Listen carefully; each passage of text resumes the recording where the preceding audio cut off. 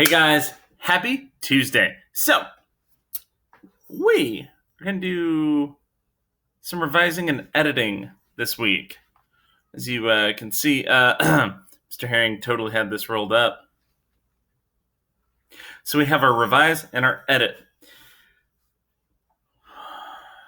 Mr. Herring, what are we going to be revising and editing? Duh! So this week, you're going to be working on your rough draft. Please watch the video I put out.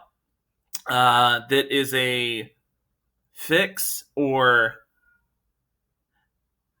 clarification of the personal narrative map, because I would like some of you to retry it, and I'm going to message you if that's you. But if you are done with your personal narrative map, you may start on your rough draft, okay? And if you're confused as to exactly how, go ahead and watch the video I put out today, the other video. It will explain how we're going to do it, okay? So, we have our revise and edit. Once you have your rough draft, you will want to go through and revise, and then you'll want to edit. So, let's look at our arms, right? So, revise, okay? Revise. We are going to, if we need to, add sentences and words. If you have a short sentence, you want to make sure you expand it. Because I bet you could add some more descriptive words, adjectives, adverbs. Make your sentence a little longer. If you need to remove words or phrases, if you have a really long sentence that is saying the same thing over and over and over, hello, Fancy. Hi. Yes. Say hello to Fancy. Oh, okay. Fancy. I'm trying to teach the kitties. Okay, here, over here. Oh my goodness. Okay. Sorry, guys. Technical difficulties. Cap. Okay.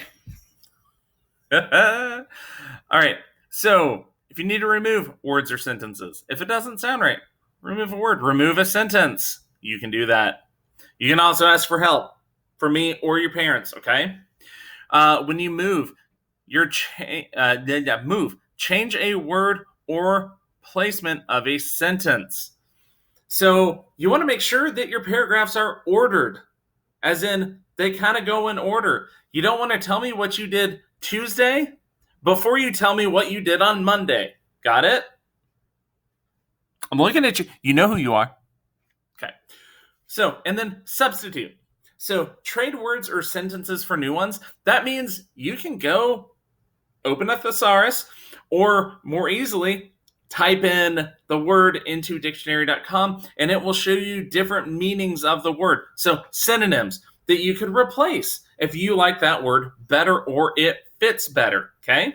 So that is arms. That is revising. You're going through and you're making changes. Now, editing. Okay? Editing's a bit different. It's called cups. Cup. So, editing makes sure that you go through and you capitalize names, places, titles, months, etc. So, pronouns, or not pronouns, proper nouns. Silly Mr. Herring, bad. Okay, proper nouns. Remember, names, places, titles, months, etc. So, usage. What's that mean? Usage. Nouns and verbs are correctly used. Okay? You're not going to say that a statue was running down the street. I mean, unless you're writing a fiction, but personal narrative isn't fiction, so that doesn't work. Make sure that the verb is actually describing what the verb is doing. Okay. Punctuation. This is a big one. Periods, quotations, commas, semicolons, apostrophes, all of that. Use your commas, use your periods, use exclamation points, question marks, quotation marks. If you're speaking, you use a quotation mark. Spelling, check all words.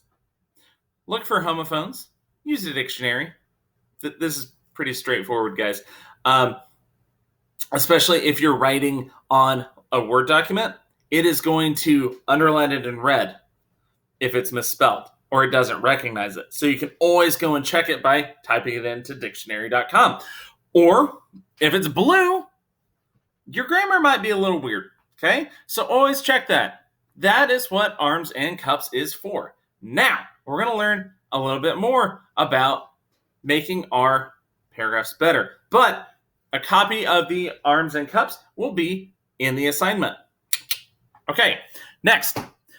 Your actual true assignment that you're doing is we are going to add ideas for coherence and clarity.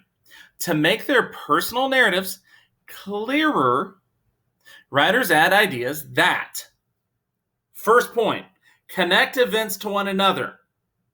Okay? Second point, show how people act, think, and feel. Okay, so to make sure that your personal narrative is clear and that the reader understands what's happening, you need to make sure that your events are connected to one another.